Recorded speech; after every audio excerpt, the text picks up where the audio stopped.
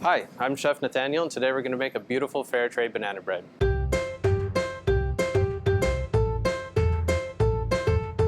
First, what you want to do is assemble all of your ingredients. 450 grams of fair trade bananas, fair trade coconut oil, 2 cage-free chicken eggs.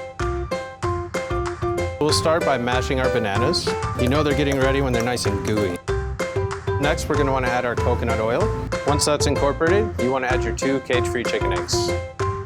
Now that we've finished with our wet ingredients, let's start with our dry ingredients. 150 grams of fair trade sugar, 225 grams of self-raising flour, and 1 teaspoon of salt.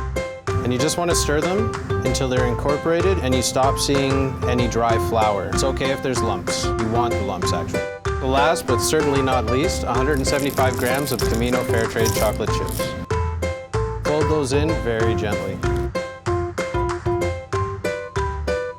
So now take your greased and floured loaf pan and add your mix. Take it and put in your preheated 350-degree oven. So after 45 minutes at 350 degrees on high convection, we end up with a beautiful and delicious banana bread.